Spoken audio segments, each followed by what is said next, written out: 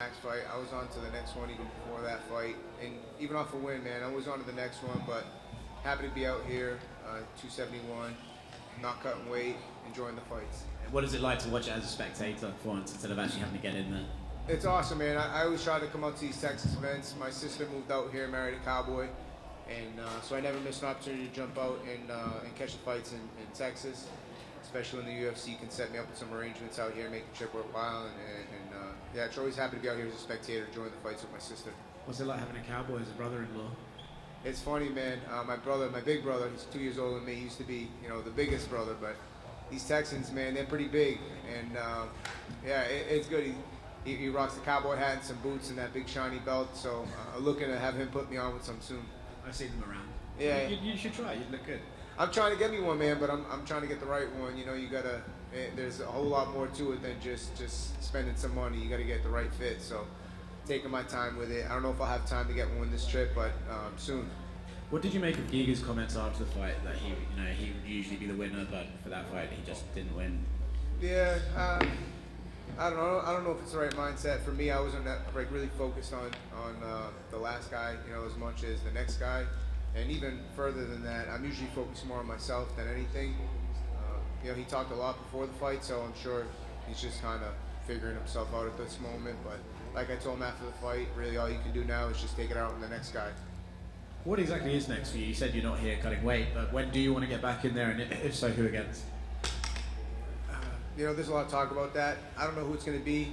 I think I'm going to fight them all eventually. I don't really care in what order, to be honest. So just trying to stay ready, keep doing what got me here, which is putting in the work, head down, putting in the work. This is a nice little vacation out here, enjoying the time with my sister and my family, out here watching the fights. But excited to get home, back to work, and just be ready for whatever's next. Pays to stay ready in this business. Do you have to be careful about eating too much barbecue, considering that you're a professional fighter and you have to get down to a certain weight at some point? I eat pretty good, man, consistently. But the barbecue does taste good, especially out here. I get it in when I can, but when I get back to working hard, it comes off quick. So, no, I'm pretty good, man, but the barbecue is real good out here. Thank you. I'm Calvin over here. What do you make of Max Holloway being able to recover so quickly that he could step in April? I'm not reading too much into it. I mean, as a fight fan, just that would have been a good matchup, watching him and the champ go back at it, third time running it, especially after just the last two. But as far as what got him ready or whatnot, I'm not reading too far into that. I feel like to question Max, man, it's kind of crazy. He took the Yair fight when he didn't really even need to.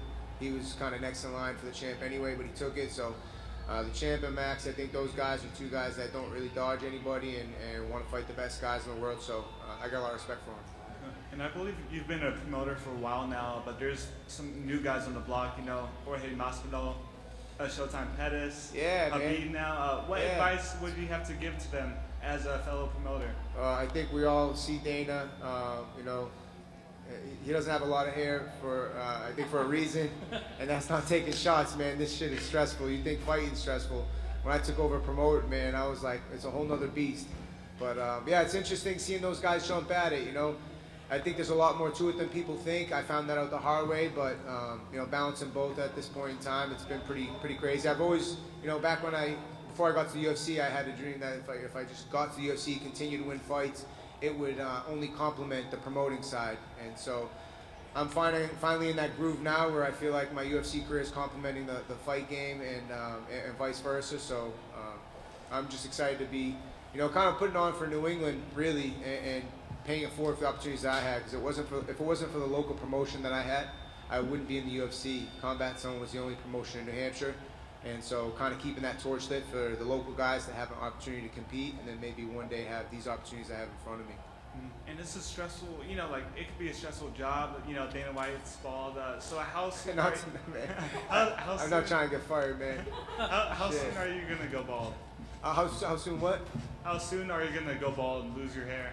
I mean, I don't know. I got that Lebanese in me, so it's holding on strong, these cowlicks. But no, man, Dana's dealing with a lot, man, especially behind the scenes. We only see, the event side, Showtime, but behind the scenes, behind the curtains, especially through COVID, man, I have the utmost respect for what he's been able to do and, keep the show alive. Thankfully for us as fighters, keeping us busy. Thank you. Thank you. Calvin, to further to Chris's question, what do you make of Volkanovski essentially saying, you know what, Max, I'm not interested in you being the backup opponent? I wasn't even really aware of that. There's a lot of shit talk that really, I think, is just that shit talk. You know what I mean? I think the champ wants competitors. He wants guys that are going out and earning it.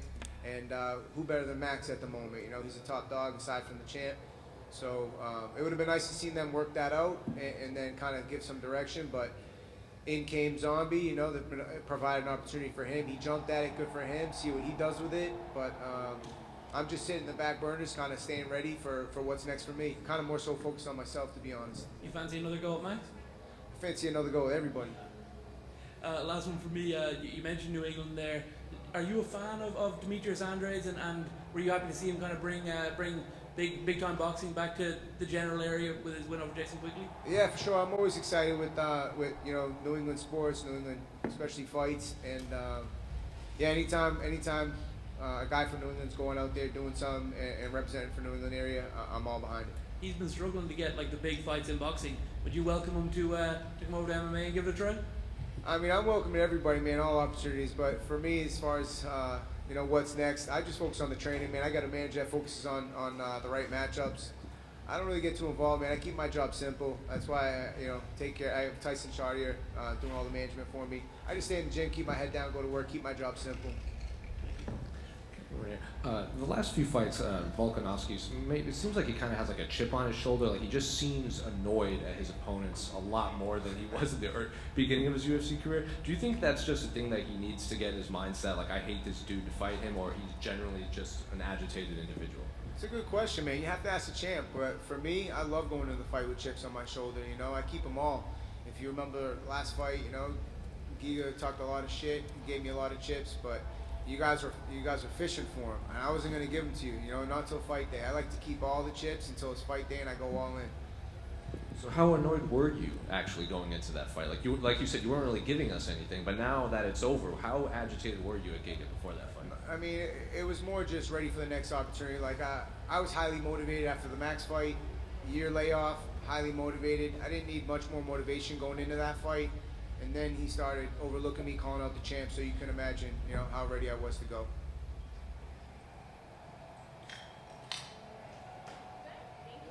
Thank you, guys. Enjoy the fights.